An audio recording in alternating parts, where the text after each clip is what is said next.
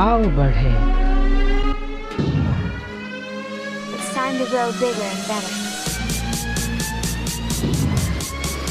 It's time to make progress. It's time to achieve big. यीशु ने कहा कि तुम्हारी ज्योति इतनी चमके कि लोग तुम्हारे जीवन को देखकर परमेश्वर की महिमा करें। Let's get ready to move forward in life. परमेश्वर चाहता है कि आप आगे बढ़ो। रुकी हुई अवस्था में कभी भी परमेश्वर की महिमा नहीं होती। ये प्रोग्राम परमेश्वर के द्वारा अभिषेक है आप सबको आगे बढ़ाने के लिए। आओ बढ़े।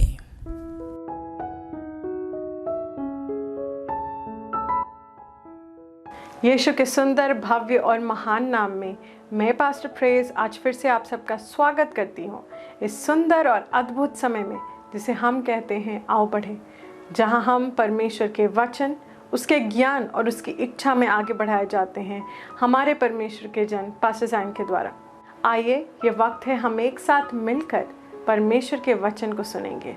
आइए एक साथ बढ़ेंगे। Pastor Zion. Transforming lives through the Word of God. Worth listening. Praise the Lord. Hallelujah. धन्यवाद परमेश्वर प्रभु यीशु मसीह के नाम में। तेरी सुंदरता के लिए तू अच्छा है, भला है, तेरे प्रेम के लिए हम तुझे धन्यवाद देते हैं। और इस वक्त मैं प्रार्थना करता हूँ इन सारे भाइयों और बहनों के लिए जो इस वक्त हमें सुन पा रहे हैं, जो हमें देख पा रहे हैं और जिन्होंने अपना विश्वास इस वक्त इस प्रोग्राम के साथ जोड़ा हुआ है।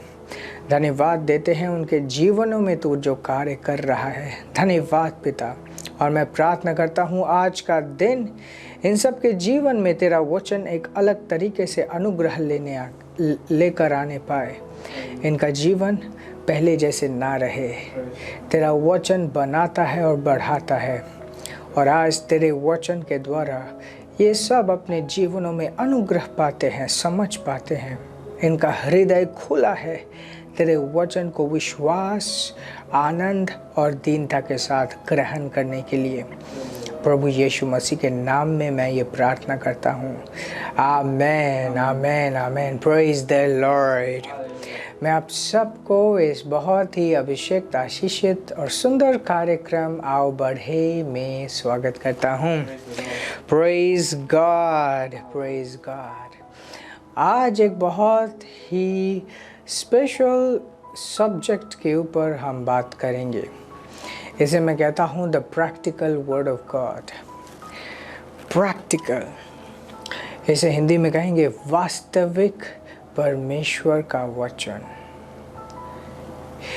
जब हम परमेश्वर के बारे में चर्चा करते हैं, बहुत से लोग जो हमें नहीं जानते या तो बहुत से लोग जो पहली बार आए हैं, वे सोचते हैं कि ये सिर्फ एक पवित्र डिस्कशन है। ऑफ कोर्स मन में शांति मिलती है, परमेश्वर के आशीष को हम महसूस कर पाते हैं, परंतु ये सिर्फ सुन के शांति प्राप्त करने वाली चीज़ नहीं है। परमेश्वर का वचन प्रैक्टिकल है। ये सिर्फ ऐसा नहीं है कि एक साथ आके हम भक्ति करके उसके बाद हम चले गए। परमेश्वर का वचन प्रैक्टिकल है। प्रैक्टिकल का मतलब वास्तविक, जिसे प्रैक्टिस किया जा सकता है और जिसको प्रैक्टिस करना चाहिए। ये हमारे जीवन से जुड़ा हुआ है, हमारे साथ जुड़ा हुआ है। Praise God. एक स्क्रिप्चर मैं आपके सामने रखूंगा, कोलोसियों की पुस्तक 3 अध्याय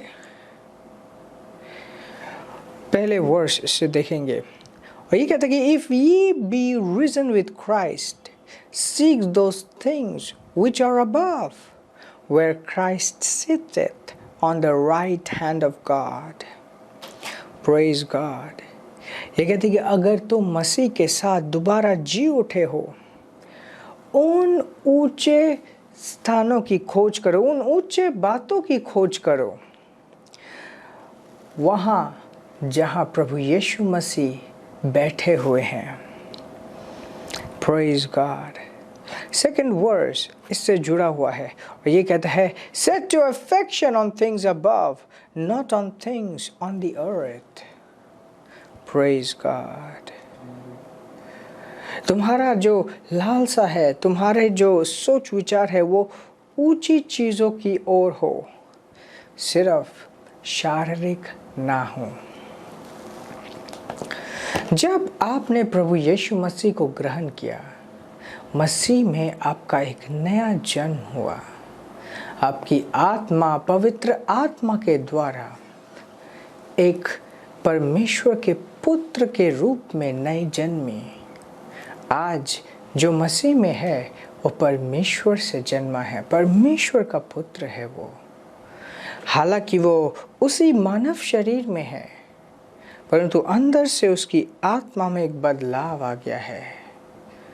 वो अभी परमेश्वर के साथ एक हो गया है अपने विश्वास के द्वारा। और इस जीवन को प्रभु यीशु मसीह ने एक अलग तरीके से वर्णन किया, जिसे मैं आपको बाइबल से ही दिखाऊंगा। यूहन्ना की पुस्तक 3 अध्याय और 8वीं आयत।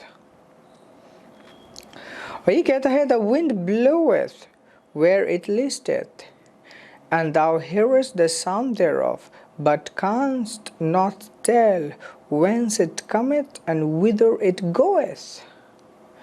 वो कहता है कि हवा चलती है, आप उसे सुन पाते हो, परंतु बता नहीं पाते कहाँ से आ रही है, कहाँ से जा रही है। उसके बाद स्क्रिप्चर कहता है, So is everyone that is born of the Spirit। वैसा ही हर वो व्यक्ति है जो आत्मा से जन्मा है। उस समय प्रभु यीशु मसीह का बलिदान पूरा नहीं हुआ था, परंतु पहले से ही वो सीख देना आरंभ कर रहा था कि वैसा जीवन कैसा होगा जो आत्मा से जिएंगे। हम सब प्रभु यीशु मसीह में आत्मा में जीवित कर दिए गए हैं। ध्यान दीजिए, जब पहला व्यक्ति, पहला इंसान आदम इस पृथ्वी में आया था, परमेश्वर ने उसे कहा था कि जिस दिन तू इस फल को खाएगा तू निश्चित ही मर जाएगा। परमेश्वर उससे एक रिलेशनशिप रखता था, उससे एक रिश्ता रखता था। एक दिन आया, लालच में आकर आदम ने उस फल को खा लिया, और जैसे ही उस फल को खा लिया, परमेश्वर के साथ आदम का जो एक प्रेम का रिश्ता था वो समाप्त हो गया। उस फल में क्या चीज़ थी? उस फल में क्या था? उस फल में अपने आप में कुछ नहीं था।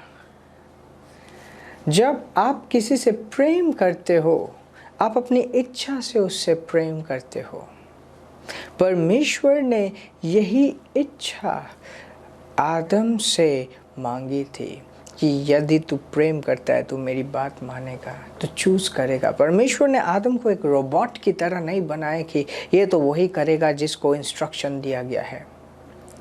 परमेश्वर आदम से प्रेम इस तरीके से पाता था कि अच्छा, आदम मेरी बातों को रखता है। जैसे और स्पष्ट तरीके से यीशु ने इसे कहा कि अगर तुम मुझसे प्रेम करता है तो मेरी बातों को रखेगा, तो मेरी बातों को मानेगा। अब यहाँ पे देखिए, जिस वक्त आदम ने वो फल खाया, ऑफ कोर्स परमेश्वर की महिमा उसके जीवन से तुरंत निकल गई, परंतु शरीर में वो मरा नहीं। उसने अपने 1000 साल पूरे किए, फिर जाके वो शरीर की मौत मरा। परंतु क्या आप जानते हो, उसी वक्त आत्मा में वो मर चुका था। कैसे मरा? परमेश्वर की उपस्थिति उससे निकल चुकी थी, उससे अलग हो गई। परमेश्वर जो जीवन का लेखक है, जब परमेश्वर किसी के जीवन से कट जाता है, आत्मा में वो मृत्यु प्राप्त कर लेता है। हम इस पृथ्वी में, जो इंसान आदम के द्वारा इस पृथ्वी में उसके वंशज इस पृथ्वी में आए, किसी के पास वो चीज़ नहीं थी कि वो परमेश्वर के साथ दोबारा जोड़ा जाने पाए। बहुतों ने परमेश्वर के साथ चलने की कोशिश की और तभी परमेश्वर ने प्रभु यीशु मसीह को इस पृथ्वी पर भेजा। प्रभु यीशु मसीह इस पृथ्वी में आए ताकि वो आदम के स्थान को अपने ऊपर लेकर परमेश्वर की आज्ञाओं को पूरा करे, और मनुष्य जो परमेश्वर से अलग हो चुका है, कट चुका है, वो दोबारा परमेश्वर के साथ जोड़े जाने पाए।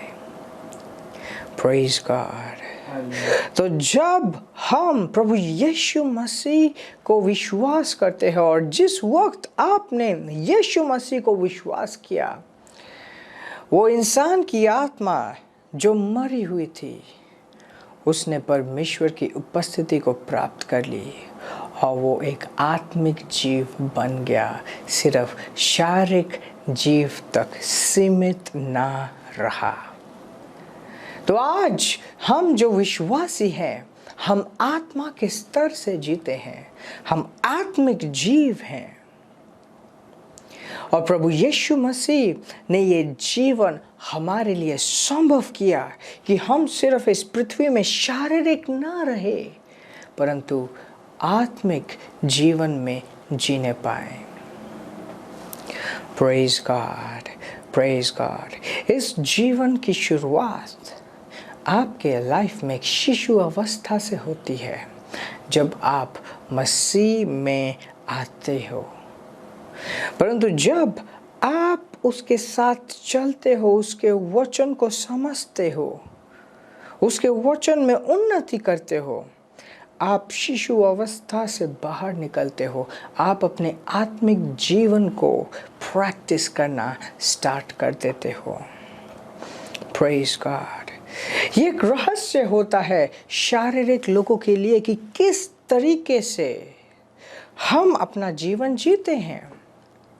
जिस तरीके से एक शारीरिक स्तर है, उससे कई ज़्यादा सच आत्मिक स्तर है। Praise God. हर एक वस्तु जो ज्योति में है, उसकी एक परछाई होती है। वो परछाई सिर्फ उस वस्तु का रूप धारण करती है। उस वस्तु को हिलाओगे, परछाई भी हिलेगी।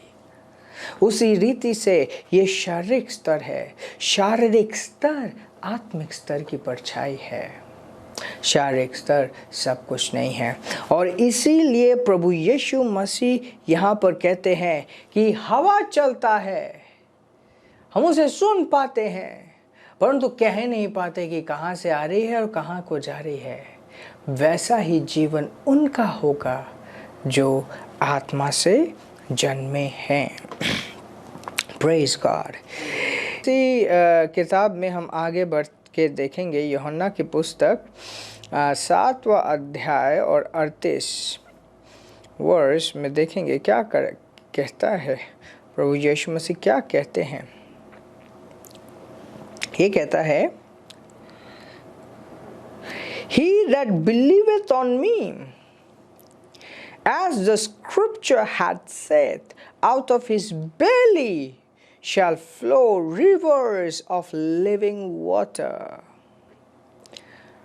जो मुझ पर विश्वास करता है, जैसा पवित्र शास्त्र कहता है, उनके पेट से, उनके बेली से जीवन के पानी के स्रोत बहेंगे, जीवन के पानी के नदियां बहेंगी। बहुत से लोग सीधा सीधा प्रभु यीशु मसीह को सुनते थे और उनके बातों की गहराइयों को ना समझने के कारण उनके सिर के ऊपर से बातें निकल जाती थी। परंतु आज हम परमेश्वर का धन्यवाद देते हैं कि परमेश्वर ने अपनी आत्मा हम सब के बीच भेजा, जो परमेश्वर के वचन को भेद करने में हमारी मदद करती है। जीवन का पानी, जीवन का पानी, इसका क्या अर्थ है? इस पृथ्वी में हम नाना प्रकार के परीक्षाओं से गुजरते हैं, नाना प्रकार की ज़रूरतें होती हैं, अलग अलग तरीके के परिस्थितियों को हम सामना करते हैं और उसका समाधान, उन सब परिस्थितियों का समाधान हमारे अंदर से निकलता है। और ये जो अंग्रेजी में लिखा है आउट ऑफ हिज बेली, बेली मतलब पेट, सिर्फ पेट नहीं, अंदर वाली चीज़, इसका अर्थ वाकई में है आत्मा। इसका अर्थ वो इंसान, वो चीज़ जो हम में वास करती है, हमारे शरीर में वास करती है। ध्यान दीजिए, आप सिर्फ शरीर नहीं हो, आप उस शरीर में बस रह रहे हो, वो बस आपका एड्रेस है। आप उस शरीर में तो हो, परंतु आप एक शरीर नहीं हो, आप एक आत्मा हो। वो कहते हैं कि जो मुझ में विश्वास करता है, जो मुझ में विश्वास करता है, उसकी आत्मा से जीवन के जल के स्रोत निकलेंगे, जीवन के जल के स्रोत निकलेंगे। Wow, it is so beautiful, it is so beautiful. कई साल पहले, इनफैक्ट कई साल पहले मैं मनन कर रहा था, परमेश्वर के बारे में सोच रहा था, और मेरे सामने एक विषय भी था, एक कोई व्यक्ति था जिसके लिए मैं प्रार्थना भी कर रहा था उन्हीं दिनों, और मैं चिंतित था। एक बात परमेश्वर ने मुझसे कही, परमेश्वर ने कहा कि मैं तो तुम्हारे जीवन में आ गया हूँ।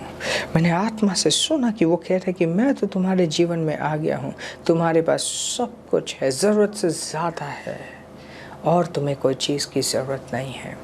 क्यों? कैसे? क्योंकि वो है तो सब कुछ है, उससे बड़ा और कौन हो सकता है? उससे बड़ा कोई नहीं है। जब पवित्र आत्मा आपके जीवन में आती है, उसमें ही हर एक चीज़ का समाधान है। हर वो चीज़ जो आपको कभी भी ज़रूरत हो सकती है, आत्मा के द्वारा आपके अंदर पहले से ही डिपॉजिट कर दिया गया है। Praise God. वो क्षमता, वो एबिलिटी, वो सामर्थ, वो सामग्री, वो धन, हर एक चीज़ आत्मिक स्तर में आपके अंदर आ चुकी है। आपका जीवन सिर्फ शारीरिक नहीं है, आपका जीवन आत्मा से है, स्वर्ग से है। Praise God, praise God. और ये जो आत्मा का जीवन है, ये एक सिद्धांत के ऊपर चलता है, और वो है विश्वास। विश्वास के सिद्धांत के ऊपर हम चलते हैं, और हम जब विश्वास के बारे में बात करते हैं, हमें लगता है कि हमें पता है विश्वास क्या चीज़ है। हाँ, सिर्फ मान लेना, आशा रखना, परंतु वो विश्वास नहीं है, वो विश्वास नहीं है। मैं बाइबल से दिखाना चाहता हूँ। इब्रानियों की पुस्तक 11 का 1 यह कहता है, now faith is the substance of things hoped for and evidence of things not seen. वो चीज़ें जो आप आशा करके बैठे हैं, और वो चीज़ें जो आप देख नहीं पाते, उनका क्या है? सब्सटेंस। सब्सटेंस मतलब रसीद, उनका रसीद है। एविडेंस मतलब उनका प्रमाण है। उनका क्या है? प्रमाण है। वो चीज़, इस सिद्धांत के बारे में हम सीख रहे हैं। ये विश्वास का सिद्धांत क्या है? जिन चीज़ों की हम आशा करते हैं और जिन चीज़ों को हम देख नहीं पाते, उनका प्रमाण हमारे अंदर रहता है, उनकी रसीद हमारे पास रहती है। पूरा समझिएगा इसे। रोमियो की पुस्तक 10:17, The book of Romans chapter 10 verse 17, और ये कहता है, So then faith cometh by hearing, and hearing by the word of God.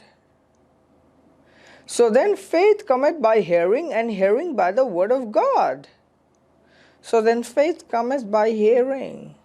विश्वास सुन के आता है, विश्वास सुन के आता है, परमेश्वर के वचन को सुनकर आता है। मतलब विश्वास सिर्फ ये नहीं है कि आप बस मन में कुछ एक कल्पना कर लो और सोचो कि कल ये हो जाएगा। उसका परमेश्वर के वचन के ऊपर निर्धारित होना बहुत बहुत बहुत ही ज़्यादा इम्पोर्टेंट है।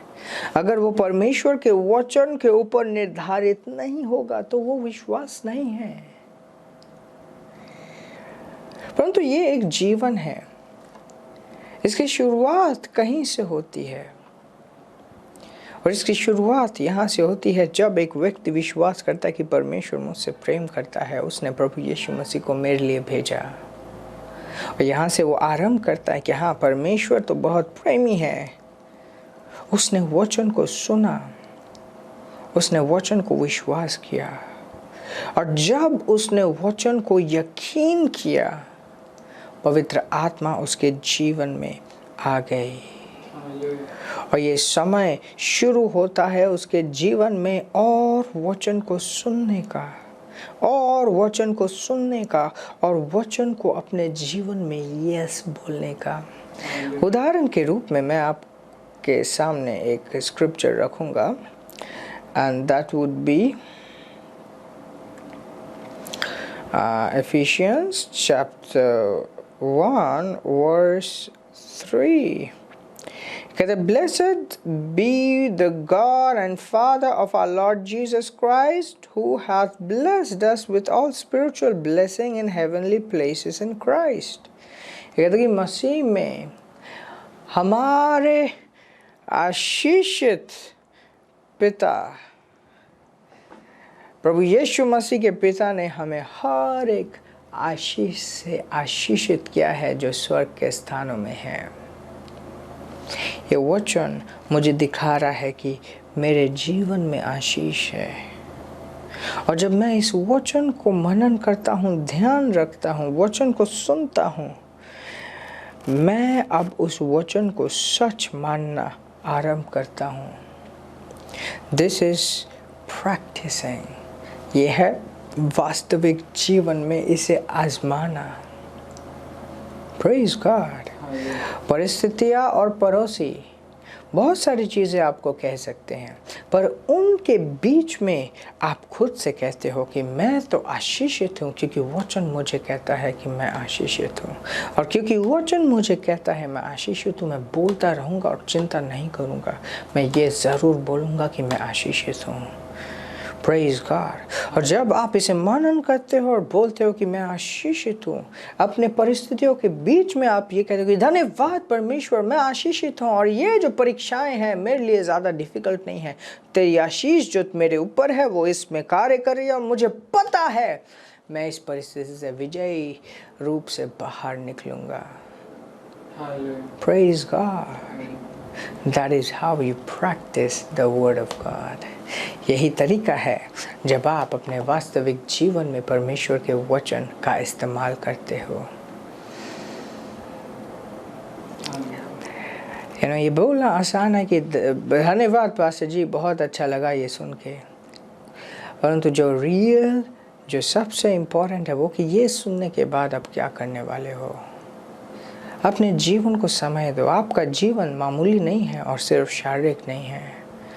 इस जीवन को आपको देने के लिए परमेश्वर ने अपने पुत्र का बलिदान दिया। इस जीवन को अपने लाइफ में, ये जो आत्मा का जीवन है, अपने लाइफ में चखो और जियो, ऊंचाई से जियो। ये समय है, आप सबको मैं मौका दूंगा, अपनी भेंटों को आप परमेश्वर के भवन में जोड़ सकते हैं, और जब तक आप अपने ऑफरिंग्स रिलीज़ करते हैं, मैं आप सब के लिए प्रार्थना करूंगा। धन्यवाद परमेश्वर, प्रभु यीशु मसीह के नाम में ये सारे भाइयों बहनों के लिए मैं प्रार्थना करता हूँ जिन्होंने इस वचन को सुना है। इनका जीवन पहले जैसे ना रहे, तेरा वचन इनके जीवन में कार्य करे। तेरा वचन इनके जीवन में कार्य कर रहा है। इनका लाइफ, इनका जीवन पहले जैसे नहीं है।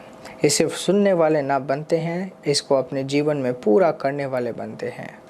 और इस वक्त मैं प्रार्थना करता हूँ उन सब के लिए जो अपने बीजों को, अपने भेंटों को परमेश्वर के भवन के साथ जोड़ रहे हैं।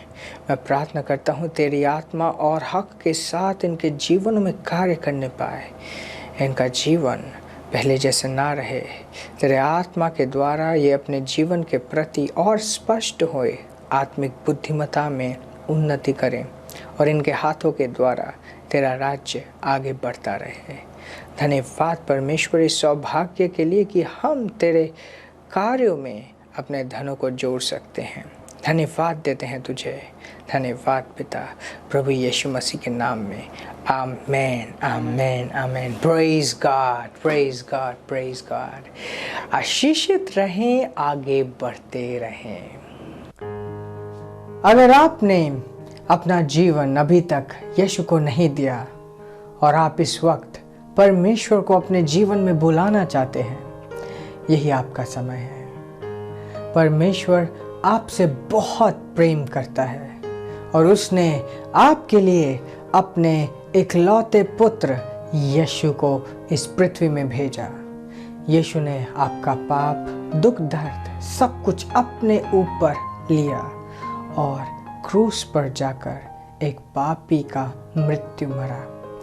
तीसरे दिन शैतान को हराकर नरक से वो दोबारा जी उठा ताकि आप और मैं एक दिव्य जीवन, एक अनंत जीवन पा पाए।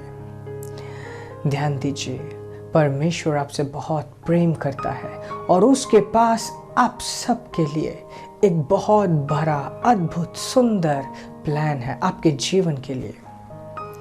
ये समय है आप इस प्रार्थना को मेरे साथ साथ करेंगे और जैसे आप ऐसा करते हैं, आप परमेश्वर को बुलाएंगे और परमेश्वर आपके जीवन में आएगा।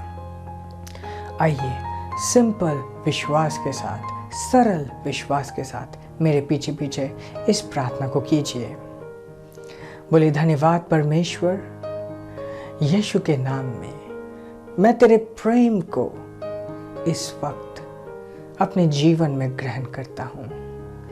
यीशु को अपने जीवन का उद्धारकर्ता और प्रभु ग्रहण करता हूँ। इस वक्त से तू मेरा पिता है और मैं तेरा पुत्र हूँ। तेरी आत्मा को मेरे जीवन में यीशु के नाम में मैं ग्रहण करता हूँ। धन्यवाद पिता, मुझसे प्रेम करने के लिए, मुझे यह नया जीवन देने के लिए, यीशु के नाम में। आमीन। अगर आपने ये प्रार्थना पहली बार इस वक्त की है तो मैं आपको बधाई देना चाहता हूँ कि आप इस वक्त से स्वर्ग के परिवार के निवासी हैं। और आपको बधाई देना चाहता हूँ कि आप एक नई सृष्टि है, परमेश्वर के बेटे हैं। हम आपके बारे में जानना चाहते हैं और अगर आपके जीवन में कोई समस्या है जिसके लिए आप प्रार्थना करवाना चाहते हैं तो दिए गए लिंक या कॉन्टैक्ट में ज़रूर संपर्क कीजिए। हम आपके बारे में जानना चाहते हैं ताकि हम आपके लिए प्रार्थना कर पाएं। आशीषित रहें और आगे बढ़ते रहें। आमीन। When God is with you, there's nothing to fear. Now let me tell a song. Be bold, be strong, and the Lord your God is with me. Be bold, be strong, and the Lord your God is with me. I am not afraid, I am not dismayed. I am walking in faith and victory. I am walking in faith and victory. It's my Lord and God is with me. This program is brought to you by Ambassadors of Zion Church, making the world a better place.